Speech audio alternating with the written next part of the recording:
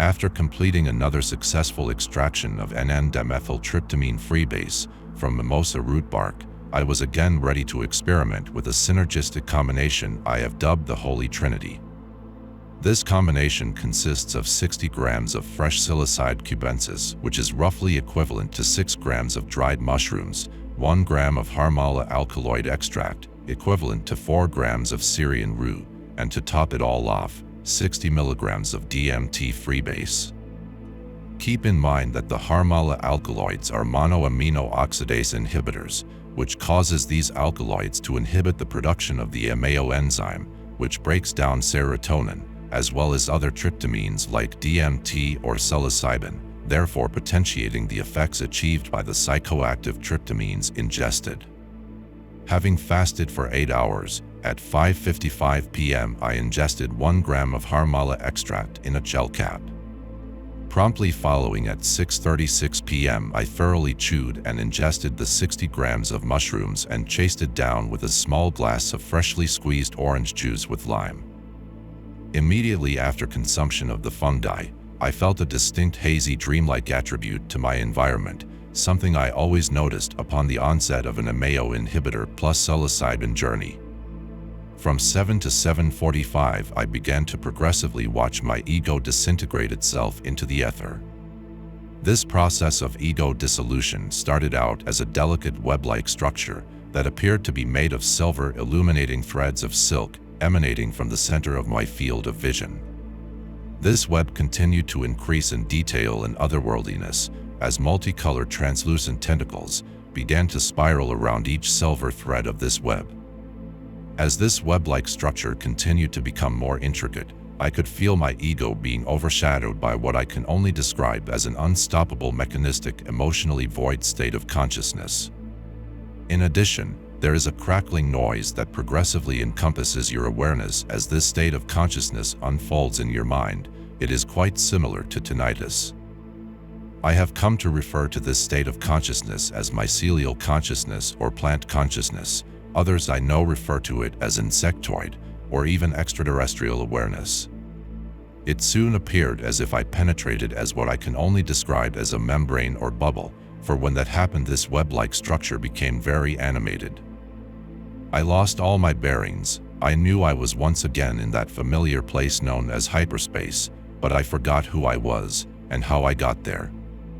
I was in absolute awe as this web morphed into what appeared as a plasma octopoid with flailing appendages, similar to tentacles that were moving very fast and appeared to be doing something quite diligently. When these tentacles would move, they would emit a reverberating set of tones. Each movement produced a unique set of harmonic audio expressions. Soon I became aware that this octopoid was actually redirecting my awareness to these incredible structures that were made with his appendages and harmonic manipulations. Each time my attention would come to rest, I would suddenly feel my awareness redirected to another structure being built that was more spectacular than the last. Before long, I noticed a pressure in my center, and I realized once again I was contained in a physical vehicle, and that I was perceiving the weight of my hands interlaced on my solar plexus. My ego was reassembling itself, and the octopoid simultaneously was losing its animated lifelike qualities. I looked at the clock. It read 7:38 p.m. Perfect, I thought to myself, now's the time to load up on DMT, while the MAO inhibitor is still coursing through my veins. Immediately I retrieved my DMT pipe, along with the pre-measured dose of 60 milligrams I had weighed out. I started playing a CD of a Japanese shakuhachi flute player, and sat in full lotus position, with the DMT pipe pressed up against my third eye, contemplating the journey about to take place, and what I wanted to gain from it. As the music in the background began to play, I began to torch the bottom of my glass DMT oil pipe, and watched as the DMT crystals first liquefied, then vaporized into the chamber of the pipe. I took 4 huge lungfuls, and as I exhaled the 4th lungful of smoke, I was washed away into hyperspace once again. Upon entering hyperspace, I perceived myself falling through a tunnel in 0 gravity at light speed. Then once again I penetrated a bubble or membrane, and was in what I refer to as the dome or the control panel. But this time, instead of a perceived octopoid, redirecting my awareness to various structures, there was this huge gelatinous hexagonal, Rubik's Cube type machine that would reform itself into structures according to these progressive harmonic tones that permeated my reality, causing various emotions to emerge. In addition, it was redirecting my attention to various intersections of its restructured embodiment. Each time my attention was pointed to one of these intersections or nodes, a vision, followed by a revelation, would envelope me, along with an emotion I can only describe as pure elation and awe.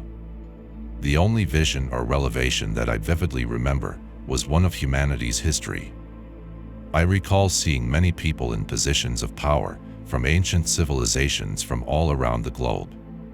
I could see a distinct spectrum of colors for each spirit that belonged to each of these kings, warriors, thieves, martyrs, prophets, and shamans.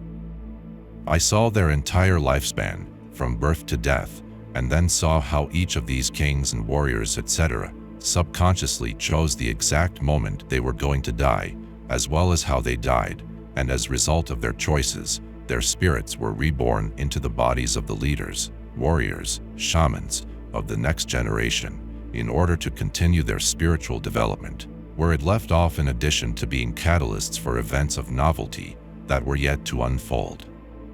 This process of reincarnation continued generation after generation up until the present day. As I was coming out of hyperspace, I realized I was emitting these very strange noises from my mouth that were actually driving and changing the visual content of my experience. What struck me as even more strange was that every change in the visual content and vocal emissions coincided with changes in my physical environment, such as wind blowing or crickets chirping. Feeling like a newborn baby, fresh from the womb, I shed a tear in absolute reverence for life and being. Thank you for listening.